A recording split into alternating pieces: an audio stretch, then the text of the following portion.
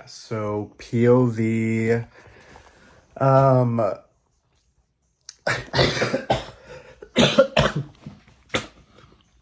have y'all ever had a dream where you are peeing in your dream and then it lasts a lot longer than a normal pee would, so you keep peeing in your dream and you're just confused because you're like, why am I peeing so long? And then you wake up and realize that you're fucking pissing the fucking for real. Bitch, I literally had this dream, I washed my sheets last night and I smoked before bed, and then I was just so cuddled up. I didn't even take my clothes off or anything. I was just so, like, everything was just so cozy. I just passed the fuck out. And so I guess I didn't go to the bathroom before I went to bed, but then in my dream, I was at my best friend's house and I went to go use the restroom, and I was just like peeing and peeing and peeing. And then, like, in my dream, this was taking like 5 minutes, 10 minutes. And I just remember, like, slowly, I'm just like, this is a lot. Like, I don't, like, what the fuck? And then I realized that I was dreaming, woke up, and then, yeah, I was doing it in real life too. So then I had to wake up. I don't even know what time this happened, but it was still dark out. So then I had to wash my sheets again and then go back to sleep. And so, yeah, I woke up pissing. Yeah, whatever. It happens, I guess. I feel like I'm a fucking 5-year-old. But good news. So I'm almost done with my like each Fortnite season with the battle passes, you get rewards. And I've never made it to the highest like levels to where you unlock like the final like coolest rewards. And your boy is doing that this season. Like, look at this. Yeah, like, look at this shit. I fucking got this dude, and let's see. So, like, he had all of these. This was the normal. So this was the normal. Oh, shit. This was the normal that you get. He's cute, whatever. Yeah, whatever. Cool. Then, once you get, like, past level 100, you unlock this dude. Yeah, still cool. Yeah.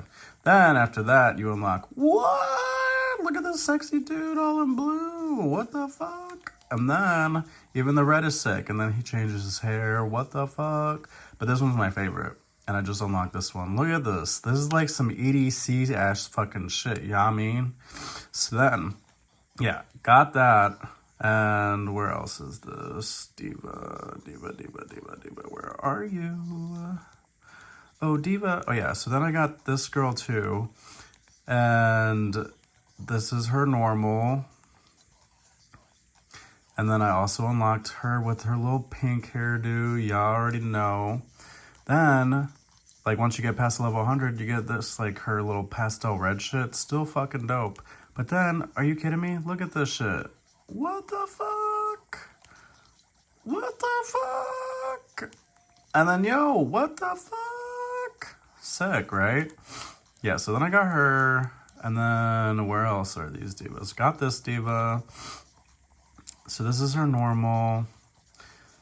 She's like about to go to Orange Theory and do a fucking class as a fucking ninja or some shit. I don't fucking know. She looks like she is in Hyde Park, but also has to assassinate someone in fucking like 10. Then, yeah, this is her other getup. And so then you like unlock these like later on. This one's still cool too. But then, yo, look at this shit. Whoop-ow! The blue is sexy and cool as fuck. Are you kidding me? Like, what the fuck? Then, even the red is sick as fuck. Like, look at this. Are you kidding me? What the hell? Then, look at this! Yo! She is ready for EDC. She is ready for Bonnaroo. She is ready for literally anything. And then, I got this diva, but I haven't unlocked this yet. And look how sick that is. Are you kidding me? But, so far, I have the red, which is very cool. And this one's my personal favorite. Look at the blue. She is about to haunt your ass. Look at her. Yeah, she is given. And this is the normal her. Still eats. But yeah, that... there's another dude, but I don't really play as him that much. Where is he at? Right here.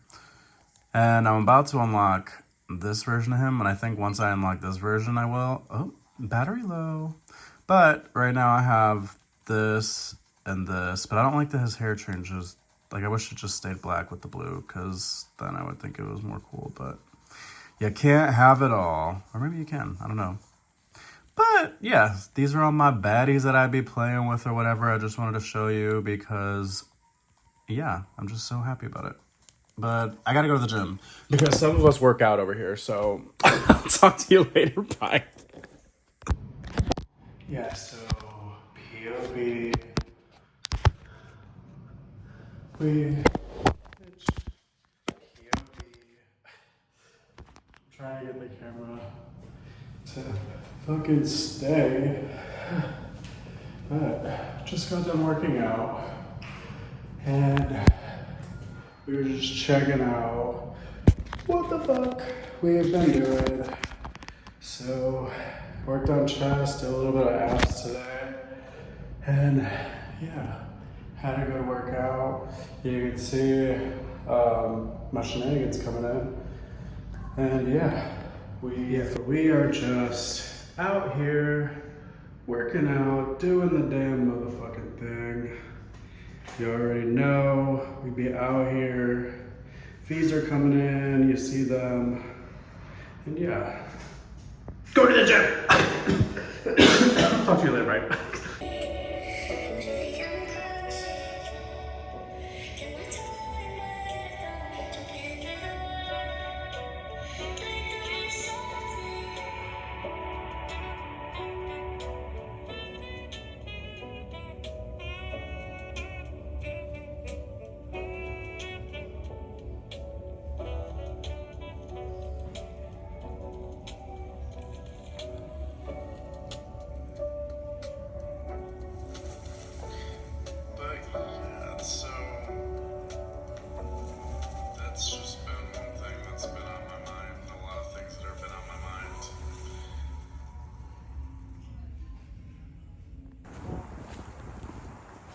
The scales of justice on the sides. That's cool.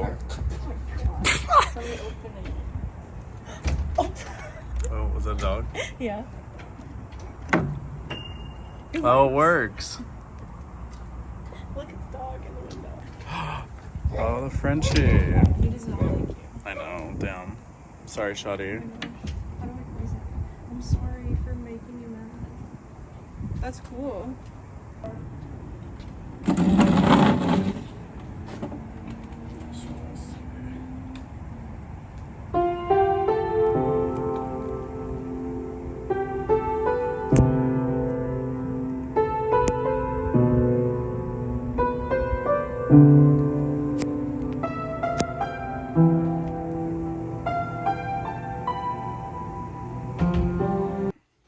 Yep. It's about that time. I didn't want you to think that I forgot, because I didn't. And it's about that time because I didn't read all day, so wow! Yeah, get fucking psyched for it. Let's see. Where are we at today, my loves?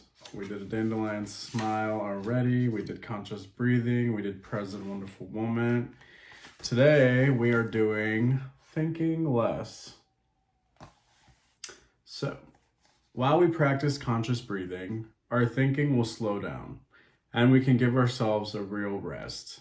Most of the time we think too much, and mindful breathing helps us to be calm, relaxed, and peaceful. It helps us stop thinking so much and stop being possessed by sorrows about the past. Oh, that's juicy. It helps us stop thinking so much and stop being possessed by sorrows of the past and worries about the future. It enables us to be in touch with life, which is wonderful in the present moment. That's true. Of course, thinking is important, but quite a lot of our thinking is useless. It is as if in our head, each of us has a cassette tape that is always running day and night. We think of this and we think of that, and it is difficult to stop. With the cassette, we can just push the stop button or press the stop button. But with our thinking, we do not have any button. We may think and worry so much that we cannot sleep. If we go to the doctor for the sleeping for some people if we go to the doctor for some sleeping pills or tranquilizers, these may make the situation worse because we do not really rest during that kind of sleep. And if we continue using these drugs, we may become addicted. Damn, she's coming for not me, but somebody, I'm sure. We continue to live tensely, and we may have nightmares. According to the method of conscious breathing, when we breathe in and out, we stop thinking because saying in and out is not thinking. In and out are only words to help us concentrate on our breathing. If we keep breathing in and out this way for a few minutes, we become quite refreshed. We recover ourselves and we can encounter the beautiful things around us in the present moment. The past is gone, the future is not yet here. If we do not go back to ourselves in the present moment, we cannot be in touch with life. When we are in touch with refreshing, peaceful, and healing elements within ourselves and around us, we learn how to cherish and protect these things and make them grow. These elements of peace are available to us at any time. And that's what I've been saying this whole entire time. So like, yamming. I need a freaking bookmark. Now, this puppy right here, let's see where we're at today. At a pretty decent spot, I'll have you know. Today is tuning out. Undermining voices. Okay, they're kind of like in sync or whatever. Interesting. We may take years, even decades, to create our first project. It typically develops in a vacuum and in an ordinary way, in a conversation mostly with ourselves. After we share it, outside influences can emerge. An audience appears, whether it consists of friends or large groups of strangers. Individuals and companies with business interests can sign in. And as we begin to work on our next project, loud outer voices may speak at us from the sidelines, influencing us in different creative directions, demanding the work now without concern for quality. As these voices enter an artist's head, concern for deadlines, deals, sales, media attention, public image, staff, overhead, growing the audience, keeping the existing fan base, they can undermine our focus. The intention of our art and shift from self-expression to self-sustainment, from creative choices to business decisions. The key to navigating this phase of an artistic journey is learning to tune out, to prevent external pressures from entering our inner process and interfering with the pure creative state. That's juicy, and I've had to get to a place where I've had to do that because like when I built my website and shit, I attached the outcome so much to like sales and like having to create ads to like sell my like product, and like I just really got to a place where like it just didn't feel genuine, and it just wasn't for me. And so I was like, what can I do to promote myself in a way that would be fulfilling for me and genuine to me? And that's why I made this profile, because like in order for me to achieve the type of success that I want as an artist, I don't want to have to, like, if I create something, it's because I want to fucking make it. It's not to fucking advertise and be like, hey, buy from me. I just think that's corny. And at the end of the day, I would rather provide value and create content that's beneficial for you, but also beneficial for me throughout the whole process. And so as I build this and create genuine content, like I'm sure that that's going to reflect my art as I make along the way, and just recording this whole process and just doing what feels right. Like I genuinely feel like I'm on the right direction I'll see results when the results are meant to come.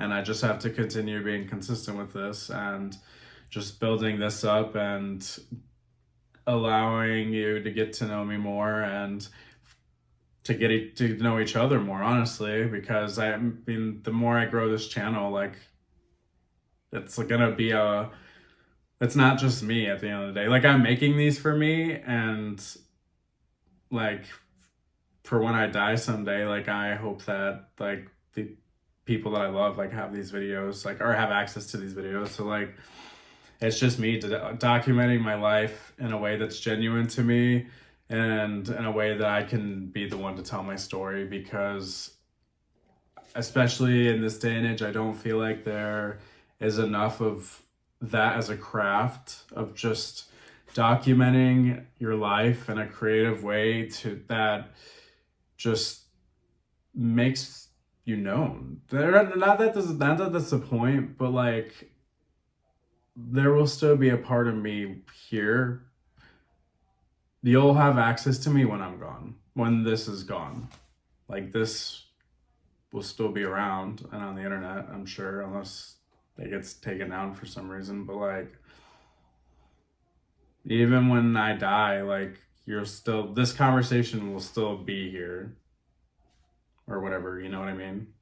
Not to get all like deep or whatever. I know that's kind of crazy. But, so,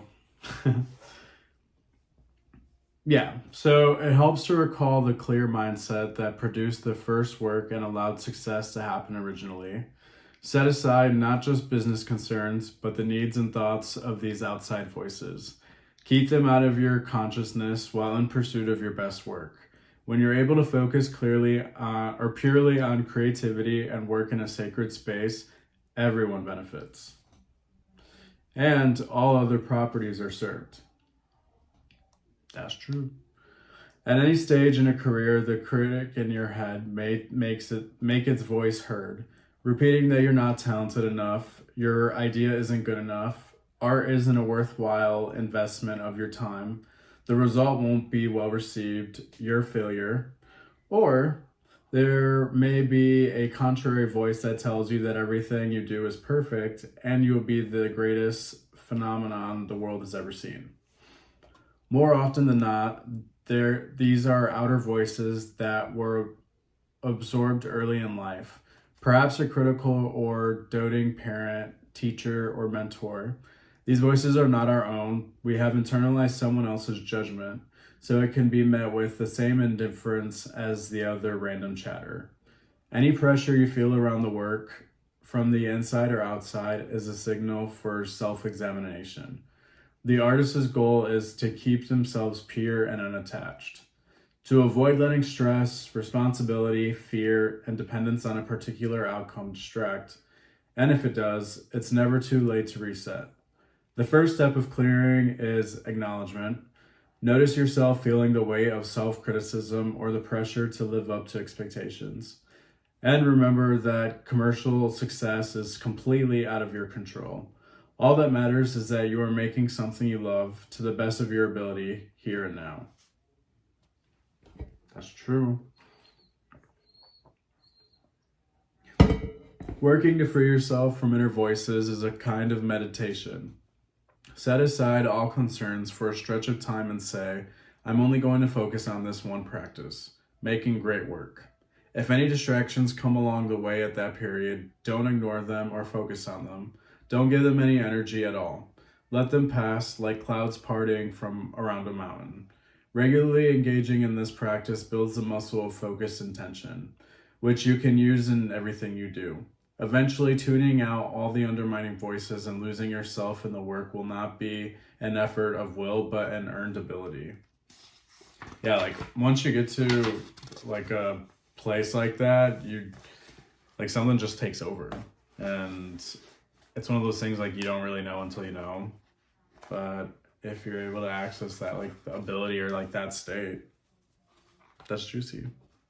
And congratulations. Because not a lot of people do that, I feel like.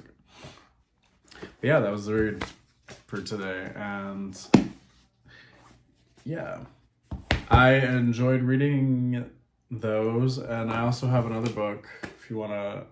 I feel like I just said I'm in a reading mood. So this was one of the first books that I read, and it is What to Say When You Talk to Yourself.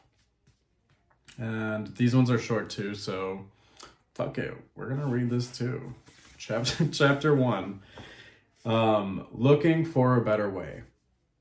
You are everything that is. Your thoughts, your life, your dreams come true. You are everything you choose to be. You are as unlimited as the endless universe. Life, for most of us, should be pretty good. We have all heard what life is supposed to offer: endless opportunities, the fulfillment of our dreams, and a chance to live each day in a way that brings happiness and success.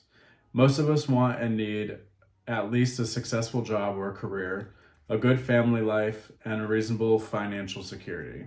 We expect that from life. We know deep inside that we deserve our fair share and we have every right to attain it.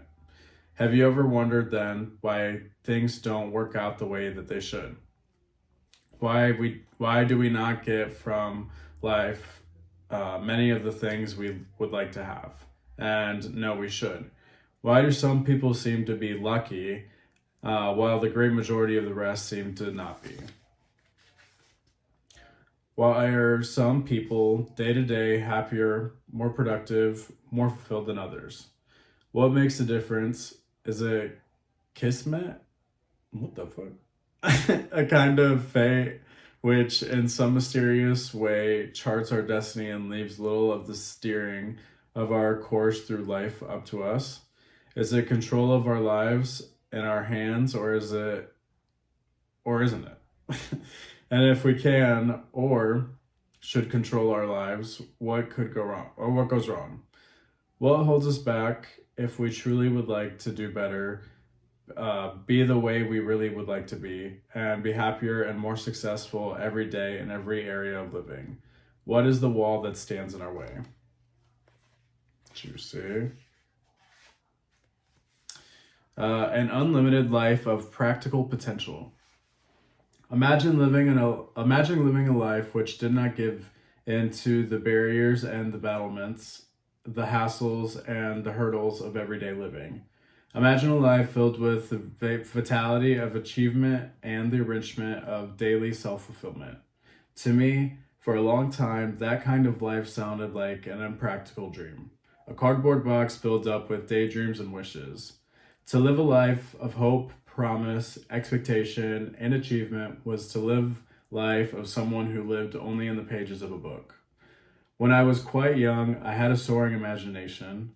Long before I learned what we could not do, I dreamed of doing what I knew we could. I remember as a young boy lying on the back of the cool, wet grass late at night, my mind sinking into the depths of the crystal clear stars and blanketed the summer sky above me.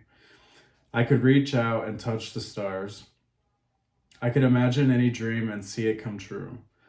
It was only later that my dreams gave way to more practical considerations. Star-filled heavens, dew-soaked grass, and priceless dreams of imaginary kingdoms bowed to more rational requirements. As I began to pursue my education in earnest, I began to learn what we could not do. In time, I became more intent on studying the laws of the limits of man, then on learning the far-reaching extremities of mankind's potential. I learned all of the shoulds, musts, and cannots. I was told that it was bad to have your head in the clouds and it was good to have your feet on the ground. So I extracted my head from the magical excitement of the universe and got down to business, learning about the more practical matters of survival and acceptance. Going off that, so when I was going to college, I've always wanted to be like an art teacher I always wanted to be an art teacher, and for some reason I just didn't think that I could make a living off of that, and I wouldn't be successful in a way that I thought that I would be, or to the extent that I think I am able to reach with this path that I've been on. But at the time, I just didn't think it was practical. So I remember like I had to decide. I was also looking into social work at the time because I wanted to help people, but I knew at the end of the day, like it was just kind of like I wasn't gonna make any money doing that. Either in helping in the ways that I feel like I can help in the best or the best to my ability to do. Like I just didn't feel like I was fit for that, and so I was scared and I went into business management. I changed my degree at orientation. I changed my major last minute to business management because I thought that would be like a more realistic route because I was just concerned about money and I was like, well, I'm going to school to get a good job, but also in order to that I'm gonna be in fucking so much debt to. So it was just like I knew that I was going to school and they're spending a lot of money, and so I was like, I need to get a job where I'm doing that. And so I took the safe route, and like in the whole process of my college career, like I really gave up, or I didn't really, I don't want to say I gave up, but I just using, I wasn't being skillful at all. Like I really just invested my time and like my friends, which I don't regret doing, but I just after college, I just invested in people for so long and not myself that when I first moved to Florida, like I was left with just a version of myself that was trying to please everyone and I wasn't being successful at it because I was holding everyone's happiness or I was making everyone's happiness my responsibility and I was making myself miserable in the process. And like getting back into art really shifted that for me, and I'm really happy that I got back into it and just being creative again because I am seeing myself tie in my business knowledge from school and just everything that I've learned the past couple years and in my professional career, and I feel like I'm genuinely at a place where I have all the tools that I need, and I just got to remember what I have and what I'm capable of and just utilizing that and just using it as a weapon to really make something valuable, you know? And so we're out here. So I extracted my head from the magical excitement of the universe and got down to business, learning about the more practical matters of survival and acceptance. From time to time, I had the nagging suspicion that there was more to all of this than was meeting the eye. I just couldn't see it yet. It was years before I decided it was time to stop and look at the stars again. But I did.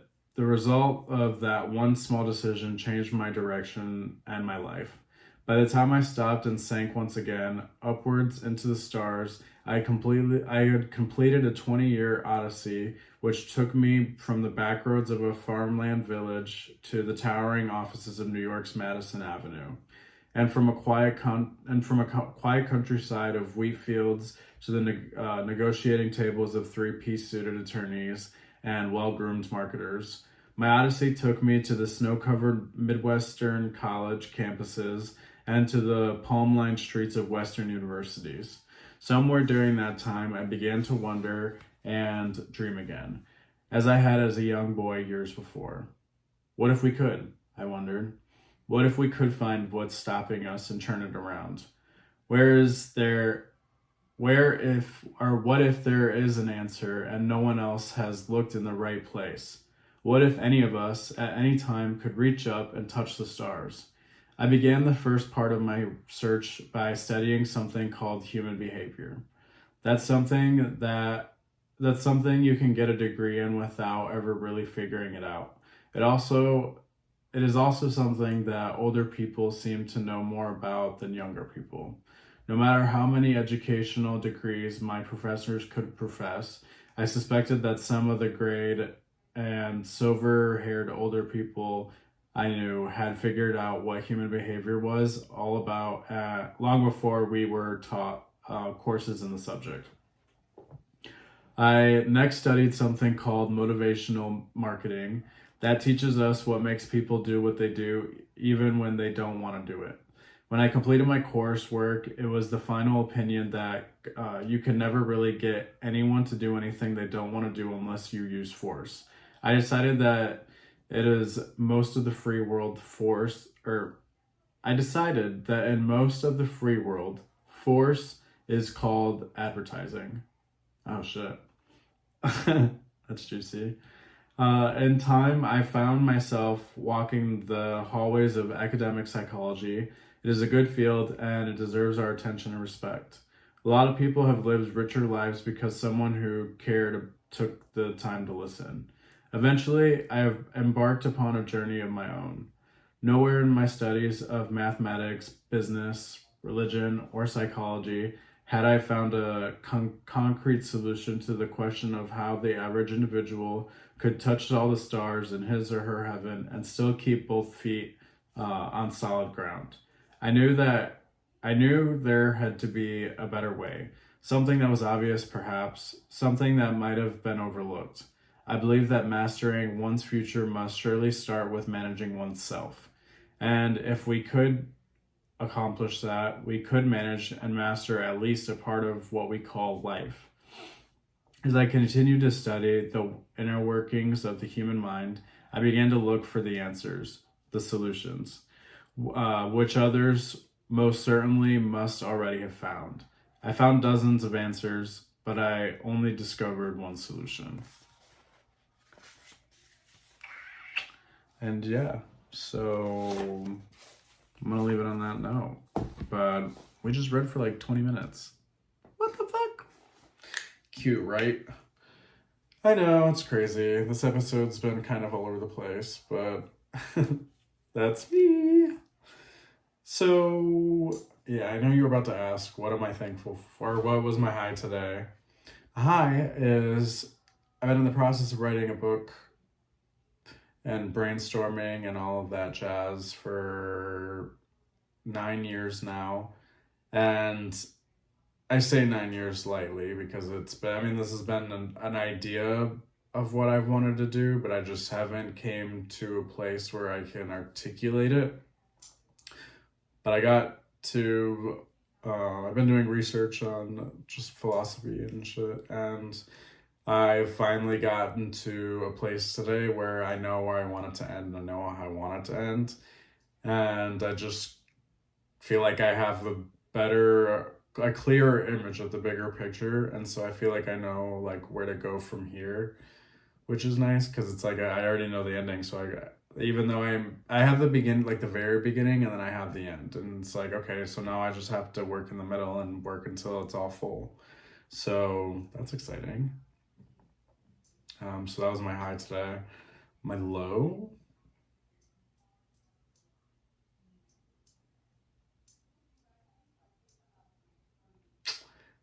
I don't really have a low. It was a pretty decent day. I didn't tan. Not that I like need it, but you know. What am I thankful for? I'm thankful for my I mean one of my friends that I meet up with. We've been meeting up for the past we meet up pretty much weekly. But we've been doing it for the past year, and just seeing our growth and just seeing what we're capable of and just taking matters into our own hands and just kind of really ciphering out all of the outer noise and just going back to our roots and creating content that is genuine to us and just genuine and authentic. I hate using the word authentic, but just it's true to ourselves. But I'm really thankful for her and our like friendship because she's like we just really bounce ideas off of each other really well, and I just haven't had a friendship that has allowed me to grow so much as a creative in this way. And so yeah, it's just been nice because I feel like every time I just feel uplifted and high spirits and high energy every time, and like motivated every time that we hang out. And yeah, So that's fun. And yeah, so I'm gonna like put all of this together, and that's all I really got for the day. But I hope you enjoyed this video. It was really fun making it. And it was a good ass fucking day. So if you liked it, give it a little thumbs up. And if you hated it, just let me know. What were your highs? What were your lows? What are you thankful for? Because it's important that we know that each and every day. Because those are the things that really balance us. Because I feel like once you know your high for the day and your low, you can kind of meet yourself in the middle, be telling yourself like what you're thankful for. And if you're paying attention to that each day and holding on to those things that you're thankful for while balancing out the highs and lows in life, you really pay attention to just the things that are really important to you. And in this day and age, I believe that's something that we should genuinely be more intentional about and know, because I mean that's the whole reason we live at the end of the day, are the things that we're thankful for. But that's the things that make life like worth living. And so just hold on to the things that you love and remind yourself daily of the things that you have and be grateful for that, because a lot can change in 24 hours. A lot can change in a minute, 2 minutes, 5 minutes, seconds. So yeah, that's all I got for today. But I love you so much, and thank you for listening to me rant this whole time. And I hope you enjoyed the readings. I hope yeah, they're kind of juicy. But yeah, I'll talk to you later. Ciao.